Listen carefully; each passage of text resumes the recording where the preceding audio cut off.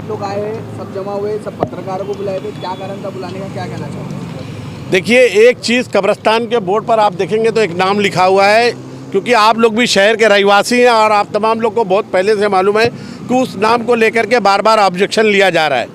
ये बार बार सवाल पैदा हो रहा है कि ये नाम क्यों लिखा जा रहा है, क्योंकि हमने पूरे महाराष्ट्र की कब्रिस्तान को जहाँ जहाँ हम गए हैं वहाँ पर किसी का नाम नहीं लिखा जाता। और ये जो कब्रिस्तान है ये महानगर पालिका के बजट से बनी है, महानगर पालिका ने अपनी ज़मीन दी है, तो ये जो नाम लिखा गया है इस पर लोगों को बार बार ऑब्जेक्शन होता है। इससे पहले भी कई राजनीतिक पार्टियों ने आकर के इसका विरोध किया है। उस पर नाम लिखा हुआ है, देखिए ना, डॉक्टर जितेंद्र अवार्ड नाम लिखा हुआ है उस पर, और ऐसे ही शहीद वीर अब्दुल हमीद मार्ग के बोर्ड के नीचे भी लिखा हुआ है। इसके ऊपर भी कई बार लोगों ने कोशिश की, ऑब्जेक्शन उठाया, निकाला गया, फिर लगाया गया, आज फिर उस पर पेपर लगाया गया था, फिर उसको 2-3 दिन पहले उस पेपर को हटा दिया गया। हमारी ये मांग है, हम ये अपील करना चाहते हैं कि ऐसी क्या खुशी मिल रही है और ऐसी क्या उनको क्रेडिट मिल जाएगी ये नाम लिखने से। अरे हमको तो डर है कि अल्लाह ना करे कभी ना कभी आप कब्रिस्तान के आगे पीछे भी नाम लिखना नहीं चालू कर दे ये लोग कि ये कौन से किसका और किसका आदमी है और किसके पीछे किसकी मौत हुई है। ये नाम हम निकालने के लिए हम इसलिए यहाँ पर बालू पिचड़ एमसी साहब से हम मुलाकात किए थे। हमने कहा है कि ये नाम से ऑब्जेक्शन है, इस नाम को निकाला जाए। यही इसी मांग को लेकर के हम लोगों ने बालू पिचड़ साहब और हम कमिश्नर साहब को भी मुलाकात करेंगे और इस नाम को हम चाहते हैं कि कानून के दायरे में रह करके जिस तरीके से उसको लीगल तरीके से निकालना चाहिए उसको निकाला जाए। और हम एक बात और कहना चाहते हैं कि अगर ये कब्रिस्तान की क्रेडिट ले रहे हैं तो यहाँ मिट्टी में जो घोटाला हुआ है, जिसकी वीडियो वायरल हुई है, उसकी क्रेडिट क्यों नहीं लेते? मिट्टी में घोटाला हुआ, एक बार हुआ, लोगों ने ऑब्जेक्शन लिया, पूरे शहर ने सुना, उलमाओं ने उस पर फतवा दिया कि नहीं ये मिट्टी में घोटाला हुआ है, उसकी क्रेडिट मैं नहीं लूँगा। फिर उसके बाद वापस से उसी कॉन्ट्रैक्टर को वापस से उसमें मिट्टी भरने की जा रही, ये बड़े बड़े पत्थर आ रहे, उसकी क्रेडिट मैं नहीं लूँगा। कब्रिस्तान के बोर्ड पर मैं अपना नाम लिख करके क्रेडिट लूँगा, ना तुम्हारा बजट। अगर उस बोर्ड पर, इस बोर्ड पर अगर किसी का नाम आना चाहिए वाकई में, तो थाने महानगर पालिका के ट्रस्टी जो होते हैं, वो नगर सेवक होते हैं, उनके नाम आना चाहिए। लेकिन मैं ये कहता हूँ कि वो भी काम नहीं होना चाहिए, लेकिन उनका तो कोई रोल ही नहीं है। ना कब्रिस्तान में उन्होंने बजट दिया है, ना ज़मीन दिया है, ना कुछ दिया है, तो फिर वो नाम क्यों? ये नाम निकाला जाना चाहिए, इसलिए हम लोग यहाँ आए हुए हैं। ये लेटर हमने दिया है। तकरीबन 1 साल से ज़्यादा हो चुका है, तो अभी भी आप लोगों ने आवाज़, उससे पहले भी बहुत सारे लोगों ने आवाज़ उठाई थी, ऐसा नहीं है कि नहीं उठाई, आवाज़ उठाई है। लेकिन जानते हैं ना कि क्या चल रहा है शहर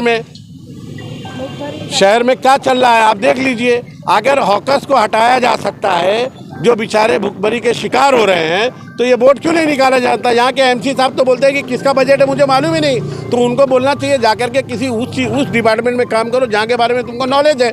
बिल्डरों के यहाँ नौकरी कर लो, क्योंकि बिल्डर कहाँ कहाँ बिल्डिंग बन रही है उसके बारे में उनको नॉलेज है, वहाँ जाके नौकरी करना चाहिए। महानगर पालिका का बजट उनको यही नहीं मालूम, बोले हम पता करेंगे बजट किसका है, क्या हुआ है, कैसे हुआ है, फिर घर में बोलना आराम करो, या तो बिल्डरों के यहाँ नौकरी कर लो।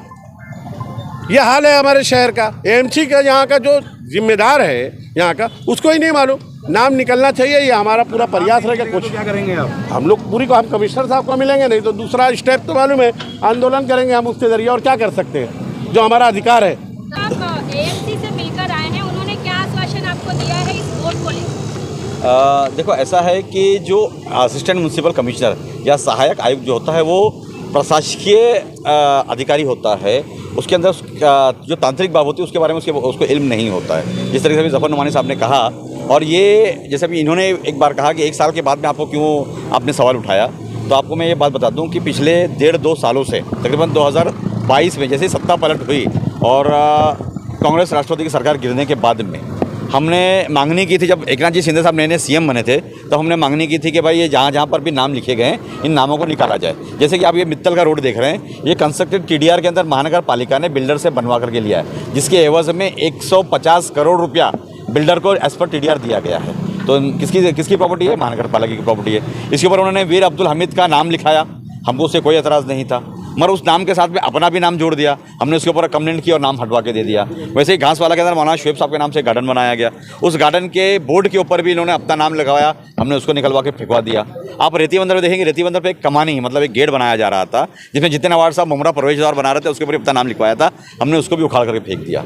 और हमें यहाँ पर क्योंकि ये एक धार्मिक स्थल है। और आप देखो कैसा है कि हम जिस देश में रहते हैं, एक जमहूरियत वाला देश है, एक डेमोक्रेटिक रिपब्लिक है, और यहाँ के चौथा स्तंभ जो है वो आप मीडिया पर्सन भी है। मैं आपसे भी एक सवाल करना चाहता हूँ कि आप पूरे महाराष्ट्र में घूमते हैं, पूरे हिंदुस्तान में घूमते हैं, आपने कहीं देखा है कि किसी कब्रिस्तान के ऊपर किसी आमदार ने अपना नाम लिखा है क्या? बताइए मुझे। तो सिर्फ मुमरा में ही क्यों? और अगर लिखते भी तो मुझे उससे भी कोई एतराज़ नहीं होता अगर हमारे आमदार साहब अपनी खुद की जो उनकी पर्सनल निधि होती है, सालाना उन्हें 5 करोड़ रुपये मिलता है। 15 साल में कितना मिला उन्हें? 75 करोड़ रुपये मिला।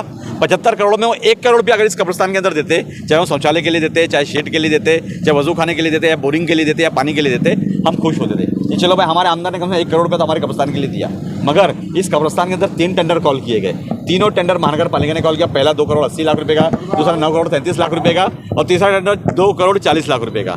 तीनों टेंडर एक मरतबा शायना कंस्ट्रक्शन को लगा और अभी कई एंटरप्राइजेस को लगा। मगर देखो नाम के ऊपर कॉन्ट्रैक्टर बदलते हैं, मगर काम करने वाला आदमी कभी बदलता नहीं। वही आदमी स्टार्टिंग से काम करता हुआ आ रहा है जो स्टार्टिंग से करप्शन कर रहा है। और आप लोग देख रहे हैं कि जिस तरीके से इस कब्रिस्तान की बेहुरमती हो रही है, हमारे तदफीन की हमारी बेहुरमती हो रही है, उसके ऊपर हम बार बार आवाज़ उठाते रहे, मगर उसके ऊपर कोई किसी की कान के अंदर जू नहीं रेखती। और जो अपने आप को सुन, मैं पूरी बात खत्म कर लूँ, पूरे अपने इलाके के वो अपने ठेकेदार बने फिरते हैं और कहते हैं कि मैं अपना नाम की क्रेडिट नहीं लेता हूँ। तो यहाँ पर ये नाम क्यों लगाया आपने? अगर आपको नाम लगाना ही था तो कुछ पैसा देते थे। तो वही बात होगी कि नानी के माल के ऊपर दादी का फातिया किया जा रहा है। मेहनत करे मुर्गा और अंडा खाए फकीर वाला हिसाब है। राजन साहब जी, जैसे अभी आपने खुद कहा कि सिर्फ मुमरा में ये वोट वाली राजनीति चल रही है, तो क्या मुमरा वासियों के पास सिर्फ यही काम रहेगा जो मुमरा के दिग्गज नेता है जी। कि एक पार्टी बोर्ड लगाए, दूसरी पार्टी बोर्ड हटाए, तो सिर्फ यही एक मुद्दा रह गया राजनीति की? मैं आपकी जानकारी के लिए बता दूं कि आपने इलेक्शन से पहले आपने सुना होगा कि हम लोगों ने कहा था कि हमने 181 करोड़ रुपया माननीय श्री नजीमुल्लाह साहब के माध्यम से पैसा लाया है मुमरा कौसा के अंदर। उसके तमाम काम चालू किए गए हैं। जिस तरह आपने देखा कि ओपनिंग के वक्त में बहुत सारी भिड़त हुई थी, वो कुछ अपोजिशन के नगर सेवकों ने, उनके कार्यकर्ताओं ने आकर के हमारी ओपनिंग को रोकने की कोशिश की थी। किधर है भी वो लोग?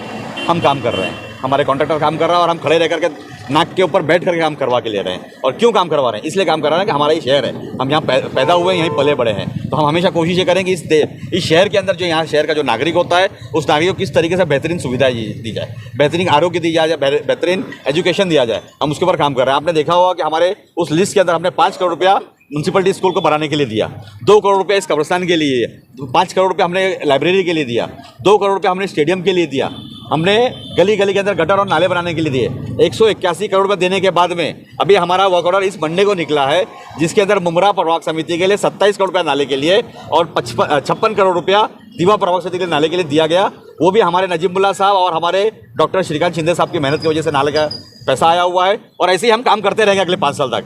हमें किसी ने वोट दिया, किसी ने नहीं दिया, हम उससे परे हैं। आपने देखा होगा कि जिस तरीके से दोस्ती के अंदर हमारे खासदार साहब को वोट ना मिलते हुए भी उन्होंने 27 लाख रुपये वाटर का डिस्ट्रीब्यूशन सेटअप लगा करके दिया था। उसके बाद में हमारे मुमरा के अंदर खासदार साहब ने अपनी निधि से 55 करोड़ रुपया देकर के सारे नगर सेवकों का भी काम चालू करवा के दिया है। आप देख रहे होंगे जैसे चांदनगर हमारी नेहा मैडम काम करवा रही है, इनके यहाँ काम कर रहा है, कौसर भाई काम किया जा रहा है। तो ये सब काम हमारे खासदार साहब कर रहे हैं। और हम इस बात से हमेशा परे होते हैं कि हमें किसी ने वोट दिया या नहीं दिया, ये उसका हक है। क्योंकि हम जिस जमहूरी देश में रहते हैं, हर आदमी को अपना हक है कि वो अपने कैंडिडेट को चुने। उन्होंने हमें नहीं चुना, उनकी कोई वजूहत होगी, हम उनसे नाराज़ कभी नहीं होते। मगर हम कोशिश ये करेंगे कि अगला इलेक्शन जब आए तो वो इंशाल्लाह हमें वोट देंगे। इस तरीके हम काम करने की कोशिश करेंगे। और आपको एक बात बोलता हूँ, आपने कहा ना कि भाई नाम बोर्ड लगाएंगे और हम बोर्ड लगाएंगे, हम कभी बोर्ड लगाने के चक्कर में रहते नहीं। अगर लगाना होता ना तो जब ये कब्रिस्तान ओपनिंग की गई तो हम मुमरा कौसा के 14 नगर मुस्लिम जो नगर सेवक उनका हम नाम यहाँ लिखते थे। हम क्रेडिट का काम करने वाले लोग नहीं हैं। हम नानी के माल के ऊपर दादी का फातिया नहीं करते। हम जो मेहनत करता है वही अंडा खाना चाहिए, हम इसके ऊपर विश्वास रखते हैं।